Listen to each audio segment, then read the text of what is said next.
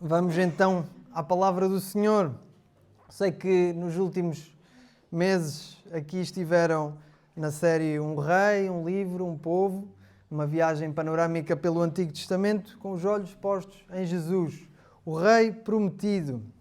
Na semana passada celebrámos a Páscoa, que é o culminar da obra do Senhor Jesus, o sacrifício expiatório em favor do seu povo, a morte e a ressurreição. Sei que o Samuel pregou aqui justamente sobre a ressurreição, a vitória do Rei. O Rei venceu e este será o fundamento da vida e pregação dos seus discípulos, do seu povo, da sua igreja. Então hoje queria trazer-vos de volta a Atos, ao livro de Atos dos Apóstolos, ao capítulo 1, onde temos essa transição tão significativa entre o ministério terreno do Senhor Jesus e o começo da sua igreja. No centro do nosso texto, como já temos falado e como temos sido também tão bem conduzidos pelas leituras, pelos hinos que cantamos, pela direção do Daniel também, temos sido conduzidos até à ascensão do Senhor Jesus. Jesus ascendeu aos céus 40 dias depois da sua ressurreição e há esta expectativa da sua volta. E por isso o título da mensagem de hoje é A Esperança nos Céus. Então vamos ler Atos capítulo 1 e vamos ler do versículo 1 ao versículo 14. E diz assim a palavra de Deus.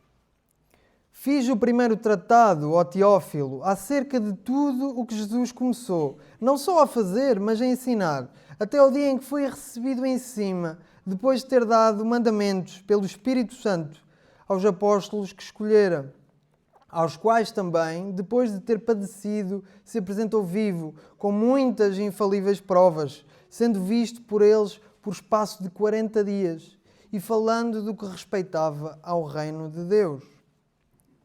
E, estando com eles, determinou-lhes que não se ausentassem de Jerusalém, mas que esperassem a promessa do Pai, que, disse ele, de mim ouvistes. Porque, na verdade, João batizou com água, mas vós sereis batizados com o Espírito Santo, não muito depois destes dias. Aqueles, pois, que se haviam reunido, perguntaram-lhe, dizendo: Senhor, restaurarás tu neste tempo o reino a Israel? E disse-lhes: Não vos pertence saber os tempos ou as estações que o Pai estabeleceu pelo seu próprio poder, mas recebereis a virtude do Espírito Santo, que há de vir sobre vós, e ser-me-eis testemunhas tanto em Jerusalém, como em toda a Judeia e Samaria, e até aos confins da terra. E, quando dizia isto, vendo eles, foi elevado às alturas, e uma nuvem o recebeu, ocultando-o a seus olhos. E, estando com os olhos fitos no céu, enquanto ele subia, eis que junto deles se puseram 2 varões vestidos de branco, os quais lhe disseram: Varões galileus, porque estáis olhando para o céu? Esse Jesus que dentre vós foi recebido em cima no céu, há de vir, assim como para o céu o vistes ir. Então voltaram para Jerusalém, do monte chamado das Oliveiras, o qual está perto de Jerusalém, à distância do caminho de um sábado. E, entrando, subiram ao cenáculo onde habitavam Pedro e Tiago, João e André, Filipe e Tomé, Bartolomeu e Mateus, Tiago, filho de Alfeu, Simão, o Zelote e Judas, filho de Tiago. Todos estes perseveravam unanimemente em oração e súplicas com as mulheres e Maria, mãe de Jesus, e com os seus irmãos. Até aqui a palavra de Deus. Olhando o nosso texto, nós podíamos dividi-lo de várias formas, mas vamos dividi-lo em 3 grandes partes. Dos versículos 1 ao 3, nós temos o prólogo, que é o sumário do Evangelho de Lucas e também a apologética da ressurreição de Jesus. Depois, a segunda parte, dos versículos 4 ao 8, nós temos o reforço da promessa do Espírito Santo e a missão da Igreja. E, por fim, a terceira parte, dos versículos 9 ao 14, temos então a ascensão de Jesus, o seu regresso e o entretanto. Então, começando pela primeira parte, pelo prólogo, pelo sumário do Evangelho de Lucas. Lucas está a falar a Teófilo. Como nós sabemos, o livro de Atos foi escrito por Lucas, o médico amado. Ele é também o autor do Evangelho que tem o seu nome, Lucas. Aliás, estes 2 livros, como sabemos, seriam 2 volumes de uma só obra que o evangelista endereça a Teófilo. Nós não nos vamos prender aqui com a identidade deste Teófilo, nem nos vamos aprofundar no autor inspirado Lucas, mas importa que observemos o enquadramento que o próprio Lucas faz ao iniciar o livro dos Atos dos Apóstolos, que é a história do início e crescimento da Igreja, que chega até nós, que somos nós somos a Igreja. Lucas começa apontando ao Evangelho de Jesus Cristo. Primeiro, ele ocupou-se, como mostra o versículo 1, ocupou-se de contar tudo o que Jesus começou, não só a fazer, mas a ensinar. E o Evangelho de Lucas vai ser o relato da obra de Jesus. Todas as suas obras, todos os seus milagres, mas também todo o ensino de Jesus. Portanto, todo o ministério de Jesus na terra até ascender aos céus. Porque o Evangelho do Senhor Jesus Cristo é o fundamento da fé e da Igreja. As obras, sinais e ensino do Senhor dado aos homens, em especial aos apóstolos, como mostra o versículo 2. Os apóstolos que ele escolhera, que Jesus escolhera. Os apóstolos vão ser as colunas da Igreja. Então, todo o relato do Evangelho e ensino de Jesus é essencial. Claro que no coração do Evangelho estão a morte e a ressurreição de Cristo. E o versículo 3 vai apontar a isso. Lucas, logo no início de Atos, reforça a centralidade e veracidade da morte e ressurreição de Jesus, nomeadamente da ressurreição. Porque a morte talvez ninguém ousasse ou quisesse questionar, mas a sua ressurreição dos mortos vai ser questionada, vai ser negada, vão tentar refutá-la. Desde os religiosos lá, logo após a ressurreição, como vimos na semana passada, a partir da mentira que eles criaram, mas até aos dias de hoje, até aos nossos vizinhos no século XXI, a ressurreição continua a ser negada. Mas é verdade, Jesus ressuscitou e a verdade da ressurreição é fulcral na nossa fé. Como diz Paulo, se Cristo não ressuscitou, é vã a pregação do Evangelho, é vã a nossa fé e permaneceríamos nos nossos pecados, como Paulo diz aos Coríntios. Mas Cristo ressuscitou. Aleluia! E Lucas vai reafirmar isto logo ao começar o livro de Atos dos Apóstolos. Lucas vai dizer que o Senhor se apresentou vivo a muitas pessoas depois da sua ressurreição, no espaço de 40 dias, antes de subir aos céus. E Lucas vai dizer que há provas inegáveis disso. Há provas e testemunhas das aparições de Jesus depois de ressuscitar. Novamente, recorrendo a Paulo, Paulo vai dizer que foram cerca de 500 irmãos que viram o Senhor ressurreto. Então a esperança de quem crê hoje na ressurreição de Jesus, não se baseando naquilo que os olhos físicos podem contemplar, é sustentada no testemunho de homens reais. Não precisamos excluir a razão para que exista fé, para que haja fé, porque é a própria palavra que nos dá confiança no testemunho dos nossos irmãos que estiveram com o Senhor ressurreto, que comeram com Ele, que falaram com Ele, que ouviram dele a respeito do reino de Deus, como nos mostra o versículo 3. E na segunda parte do nosso texto, Lucas vai justamente apresentar o âmago daquilo que Jesus falou com os seus apóstolos antes do glorioso momento da sua ascensão. E a segunda parte, a promessa do Espírito e a missão da Igreja. Como nos aponta o versículo 12 e como também explicita o Evangelho de Lucas, Jesus leva os seus discípulos de Jerusalém para Betânia, que é uma aldeia no Monte das Oliveiras, a cerca de 1100 metros da cidade, o caminho de um sábado. Em Betânia, antes de ascender aos céus, Jesus vai deixar-lhes uma ordem ligada à promessa do Espírito Santo e à posterior missão deles. Versículo 4. E estando com eles, determinou-lhes que não se ausentassem de Jerusalém, mas que esperassem a promessa do Pai, que, disse ele, de mim ouvistes. Porque, na verdade, João batizou com água, mas vós sereis batizados com o Espírito Santo. Antes de partir, Jesus ordena que os apóstolos aguardem em Jerusalém a descida do Espírito Santo. Poucos dias depois eles seriam batizados com o Espírito, eles receberiam a virtude do alto. Jesus já tinha falado do Espírito Santo antes. Certamente se lembram do contexto da última ceia, onde já estivemos hoje, aliás, em que o Senhor promete o Consolador, lá no Evangelho de João.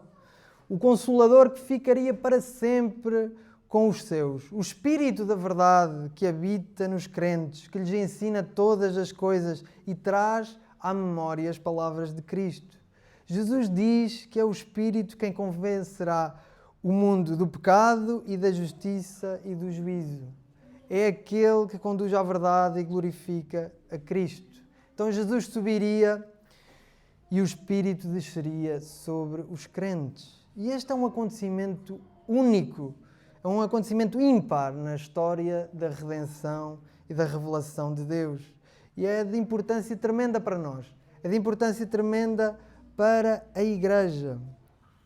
No Antigo Testamento nós já tínhamos visto o Espírito presente sobre vários homens, sobre determinados reis, profetas e numa ocasião até sobre 70 anciãos de Israel, no tempo de Moisés. Mas como o próprio Moisés lamenta, ou como ele ora, ele diz: quem dera todo o povo tivesse o Espírito sobre si.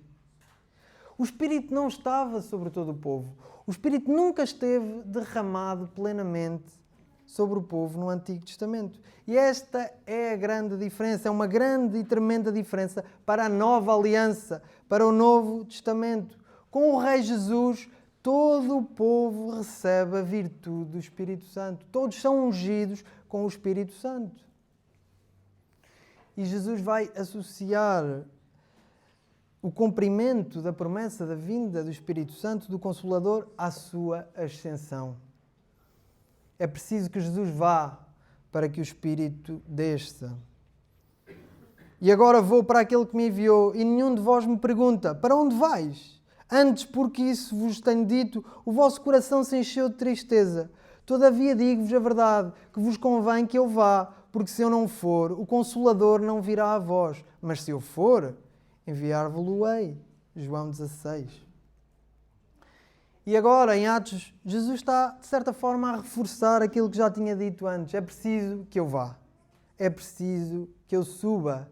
Contudo, não vos deixarei sozinhos. Não vos deixo sem um guia. Não vos deixo sem profeta. Eu enviarei o Espírito para guiar-vos, para apontar-vos para mim, para o meu ensino. Até à minha volta vocês serão testemunhas da minha ressurreição. Serão embaixadores do reino de Deus na terra, como nos mostra o versículo 8. Ser-me-eis testemunhas, tanto em Jerusalém como em toda a Judeia e Samaria e até aos confins da terra. Eles iam ser testemunhas do Rei Jesus. Iam ser o reino de Deus na terra. Mas os discípulos estavam à espera de outra coisa.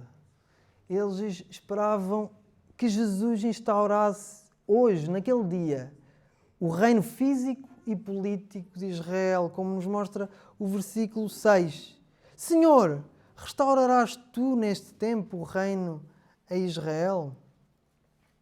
Estes homens, temos que entender, eles viviam com expectativas. Eles tinham também o panorama do Antigo Testamento. E eles tinham encontrado Jesus. Eles tinham encontrado aquele que era o Messias. Eles tinham visto o Messias entrar triunfalmente em Jerusalém. Tinham visto as pessoas aclamar: Hosana, bendito o Rei que vem em nome do Senhor. Se não foi naquele momento que Jesus assumiu o trono, seria agora. Era agora, depois de uma tremenda e magnífica ressurreição. Jesus ia tomar o seu lugar. Jesus ia derrotar os romanos e ia sentar-se no trono de Israel que lhe era devido. Os discípulos estavam ansiosos por esse momento. Eles queriam ser como que a guarda de honra do rei na sua derradeira entrada triunfal. Mas não.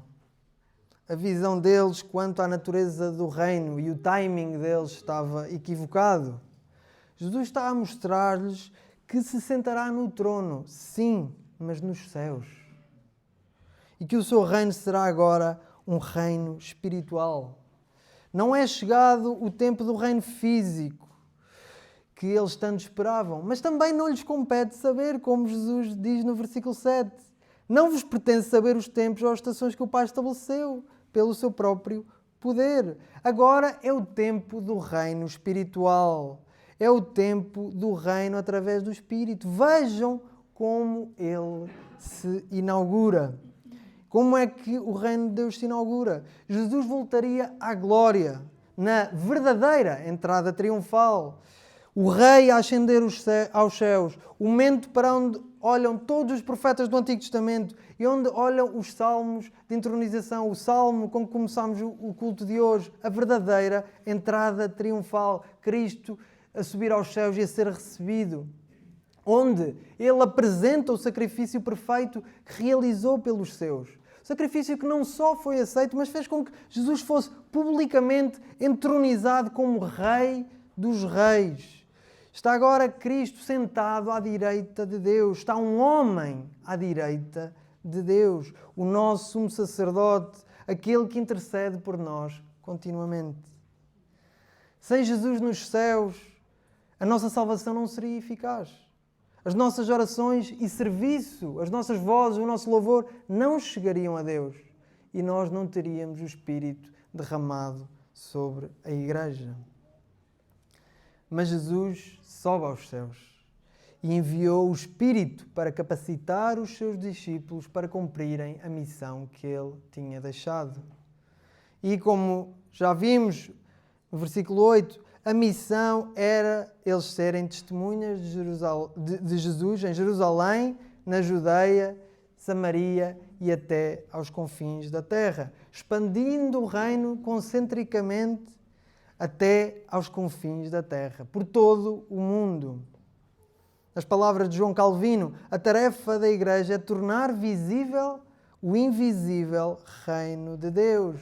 A missão deles era proclamar o nome do Rei, proclamar a sua morte e ressurreição, para que muitas pessoas encontrassem salvação nele, antes dele voltar. Jesus morreu, Jesus ressuscitou, tu podes encontrar salvação por causa da obra dele. Rende-te a ele, rende-te a Jesus.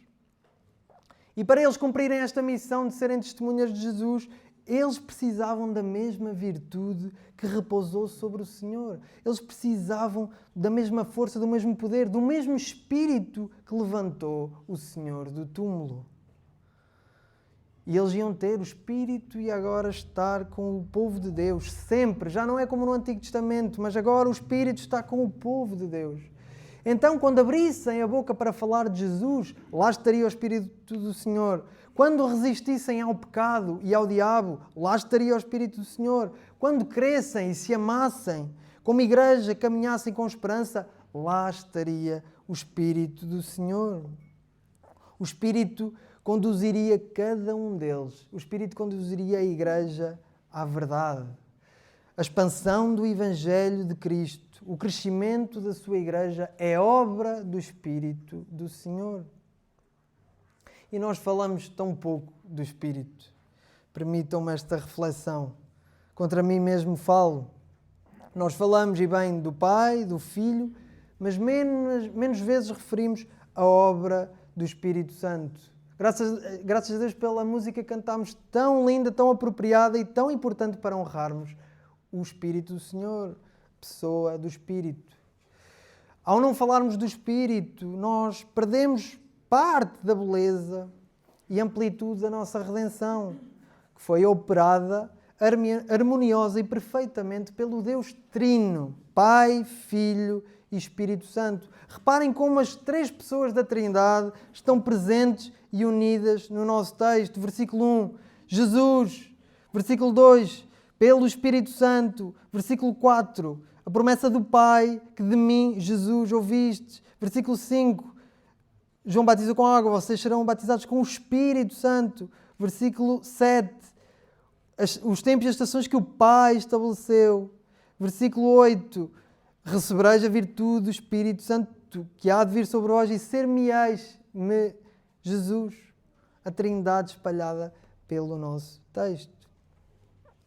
Eternamente inseparáveis, numa só essência e com uma só vontade, não obstante três pessoas divinas distintas, sobre quem incidem diferentes operações na economia da salvação. Se podemos dizer que o Pai preparou a redenção, que o Filho realizou a obra expiatória na cruz, podemos dizer que o Espírito Santo aplica essa obra ao coração, como também já cantamos. O crente é batizado com o Espírito Santo, como nos mostra o versículo 5.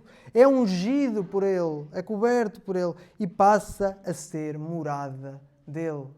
Nós tendemos, às vezes, até como simplificação para as nossas crianças, explicar que assim que cremos no Senhor Jesus, Jesus vem habitar no nosso coração.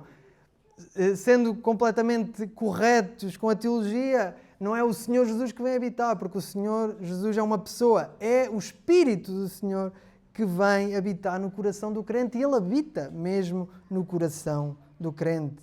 É o Espírito Santo que está no meio da igreja. É Ele que nos abre o entendimento para a palavra, que nos fortalece para vivermos e anunciarmos Jesus. E quem nos conduz a Jesus, a verdade. Então Jesus ia subir para o Espírito descer sobre os seus discípulos, para capacitá-los na missão de testemunhar dele. Este movimento vai cumprir-se no capítulo 1 e 2 de Atos. Mas primeiro Jesus sobe ao céu. Versículo 9. E quando dizia isto, vendo eles, foi elevado às alturas. E uma nuvem o recebeu, ocultando-o a seus olhos. E estando com os olhos fitos no céu, enquanto ele subia, eis que junto deles se puseram dois varões vestidos de branco, os quais lhe disseram: varões galileus, por que estáis olhando para o céu? Esse Jesus que dentre vós foi recebido em cima no céu, há de vir assim como para o céu o vistes ir. Agora imaginem estes homens. Eles tinham seguido Jesus durante 3 anos, tinham-no visto fazer tantos milagres, tinham recebido tanto ensino. Eles tinham crido que Jesus vinha do Pai, que era o Messias prometido, o Cristo, que iria reinar para sempre. Estes homens que depois ficaram completamente desnorteados com a sua morte, ficaram cheios de questões e medo. Mas depois Jesus ressuscita e eles ficam revigorados. O Mestre tinha voltado, o Mestre estava ali, o seu Rei estava com eles.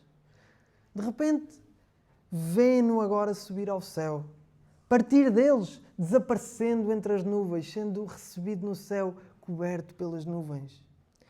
Por mais que as palavras do Senhor tivessem sido claras, por mais que eles entendessem a necessidade de Jesus subir, por mais que entendessem as instruções que Ele lhes tinha dado e a natureza do reino de Deus, eles não tinham como não ficar a olhar para o céu, onde o seu Cristo tinha subido e tinha sido recebido. Era um momento de tremenda contemplação. Era um momento de ficar pasmado. Nós entendemos a fixação do olhar deles. Nós somos homens. Nós entendemos. Não só porque a visão do Senhor a ascender aos céus terá sido certamente gloriosa, terá sido tremenda, mas também porque o Senhor deles, o Mestre deles, estava a ascender aos céus. Tinha partido deles. Então eles ficam parados a olhar o céu, a contemplar as nuvens. Então, no versículo 10, surgem 2 homens vestidos de branco, 2 anjos e mensageiros do Senhor. Os anjos normalmente são mais pragmáticos, têm uma linguagem que pode parecer algo ríspida, mas também carrega a confirmação da mensagem de maior esperança e alegria. Varões galileus, por que estáis olhando para o céu? Esse Jesus que dentre vós foi recebido em cima no céu, há de vir assim como para o céu o vistes ir. Jesus ascendeu aos céus, mas vai voltar. O vosso Rei vai voltar. Lembrem-se do que Ele vos disse. Vou preparar-vos lugar. Ele vai preparar uma morada eterna na casa do Pai para vós. Ele vai cumprir. Ele vai voltar para vos levar para si. Então esta partida é apenas o primeiro e necessário passo do período que agora se inicia até à sua volta. Ele vai voltar. Então não é tempo de ficar imóvel a olhar o céu, ficar parado, a contemplar as nuvens ou até a conjecturar quando o Senhor voltará. Mas é tempo de fazer o que Ele mandou. Vamos! É tempo de começar a cumprir a missão que Ele vos deu. E os discípulos voltam, como nos mostram os versículos 12 a 14. Eles seguem para Jerusalém, conforme a ordem de Jesus.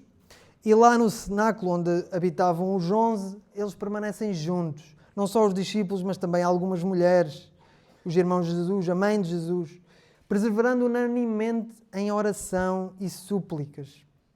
Naquele cenáculo, naquele espaço onde antes reinou o medo, agora, com esperança, eles oram persistentemente enquanto aguardam o cumprimento da promessa, a descida do Espírito.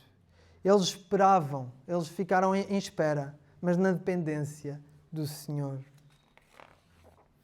Ao avançarmos para o capítulo 2, vemos então que 10 dias depois da Ascensão, ou seja, 50 dias depois da Páscoa, no Pentecostes, dá-se a descida do Espírito Santo.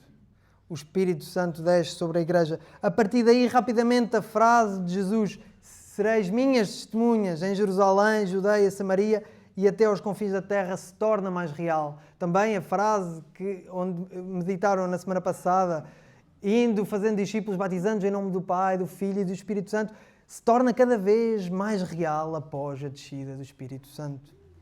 Após o Pentecostes. R.C. Sproul vai chamar ao Pentecostes uma explosão de poder divino redentivo, que já não é mais reservada aos judeus, àquele povo circunscrito, mas num mistério revelado, expandido a todo o mundo. A igreja já não é só de judeus, é para todo o mundo. E a igreja vai crescer rapidamente, vai crescer sustentada na pregação do Evangelho, firmada na doutrina dos apóstolos, na doutrina de Pedro e Tiago, João, André, Filipe e Tomé, Bartolomeu e Mateus, Tiago, filho de Alfeu, Simão, Judas, filho de Tiago. A igreja vai crescer fortalecida na doutrina dos apóstolos e pelo Espírito Santo. O reino de Deus vai chegar a muitas novas pessoas, novas terras, novas culturas, novos continentes.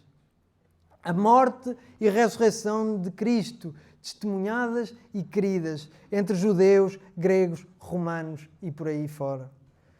Mesmo entre perseguições, prisões e martírios, a esperança na obra da redenção operada por Deus expande-se por todo o mundo conhecido. Os atos do Espírito Santo vão expandir-se por todo o relato bíblico e mesmo fora dele continuamos a ver a igreja a crescer pela história fora, chegando a todo o lado, incluindo aqui. A igreja chegou a Pardelhós, chegou aqui junto à Ria. 2000 anos depois da morte e ressurreição de Jesus, a mais de 5.000 quilómetros de distância do lugar da Ascensão, homens e mulheres de Pardelhó creem no mesmo Evangelho, vivem fortalecidos pelo mesmo Espírito e anseiam com a mesma esperança a vinda do Senhor. O nosso Rei voltará. Ele voltará nos céus. Esta é a nossa esperança, a segunda vinda de Cristo. O nosso Rei vai voltar e nós vamos ao seu encontro. Porque o mesmo Senhor descerá do céu com alarido e com voz de arcanjo e com a trombeta de Deus. E os que morreram em Cristo ressuscitarão primeiro. Depois, nós, os que ficarmos vivos, seremos arrebatados juntamente com eles nas nuvens a encontrar o Senhor nos ares. E assim estaremos sempre com o Senhor. Portanto, consolai-vos uns aos outros com estas palavras. 1 Tessalonicenses 4. Nós vamos subir, nós vamos ao encontro do Senhor. Como conclui Louis Berkhoff, a ascensão de Jesus aos céus é também uma profecia da ascensão aos céus de todos os crentes. Nós também vamos subir. A morada na casa do Pai também é para nós. Pela fé, nós já estamos sentados nos lugares celestiais em Cristo Jesus. Aleluia! Nós já estamos sentados nos lugares celestiais. já e ainda não, como sabemos, nós ainda estamos aqui também, mas pela fé estamos. Sabemos que o dia do Senhor está cada vez mais próximo, está cada vez mais perto, está cada vez mais próxima a nossa subida aos céus.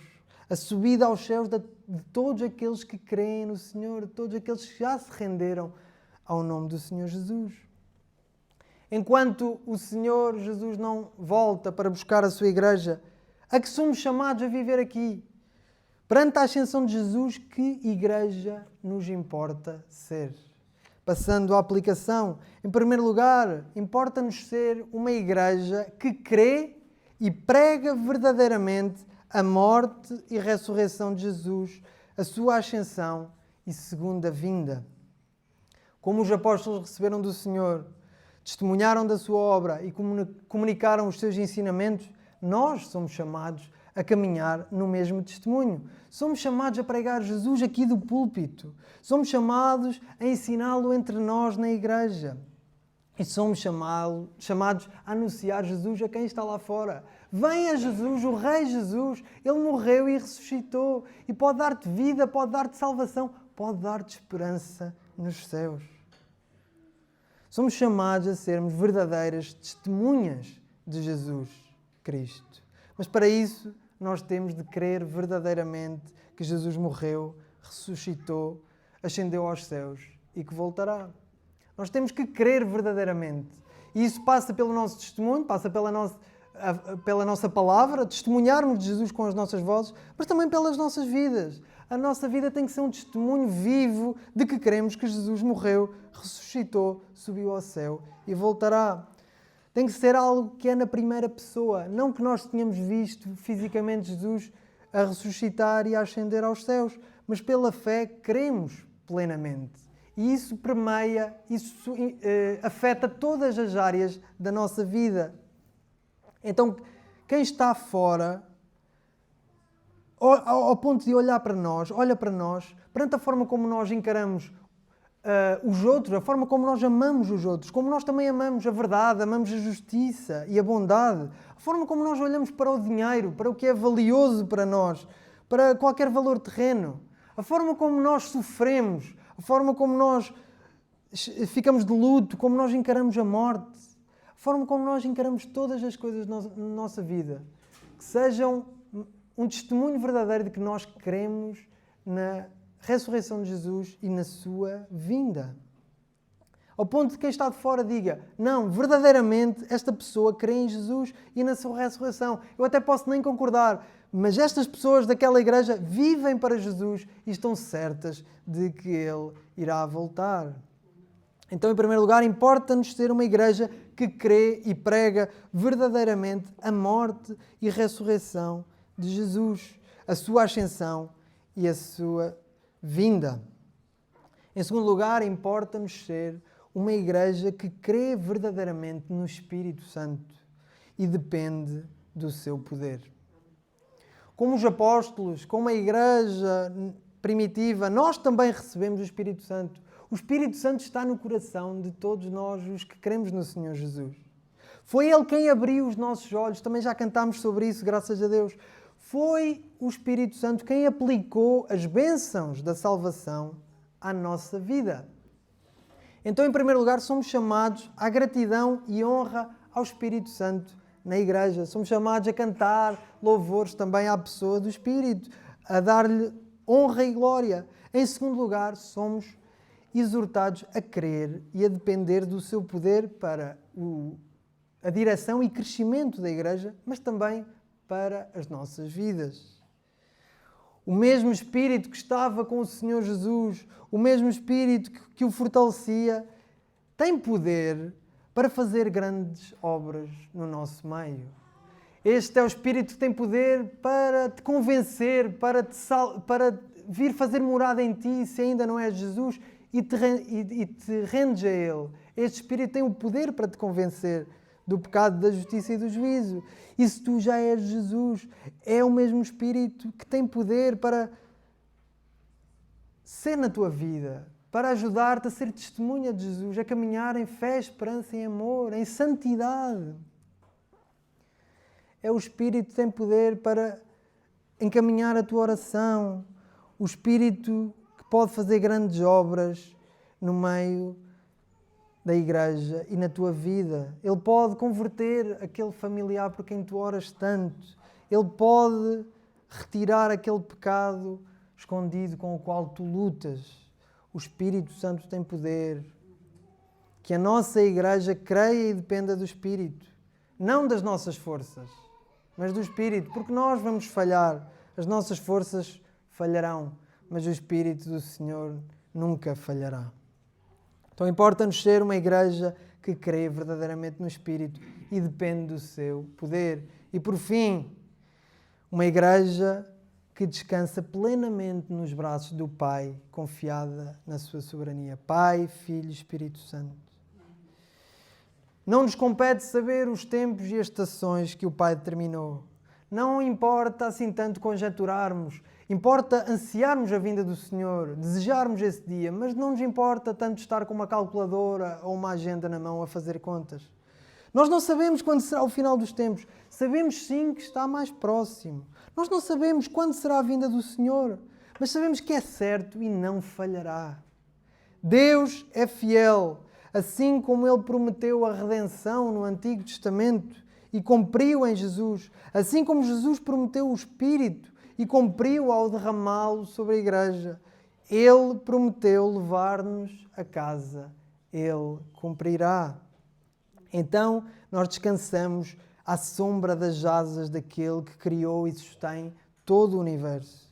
Descansamos, mas não adormecidos. Nós descansamos perseverando em oração, aguardando o cumprimento da promessa, a sua vinda. Nós perseveramos na dependência total do Senhor. Perseveramos em oração dependendo dEle, sabendo que o Senhor voltará. Nós cremos no Deus soberano sobre toda a história. Cremos que Ele enviou o seu Filho. Cremos que Ele morreu na cruz do Calvário e ressuscitou ao terceiro dia. Cremos que Ele subiu ao céu, onde está à direita do Pai, e de lá voltará para nos buscar.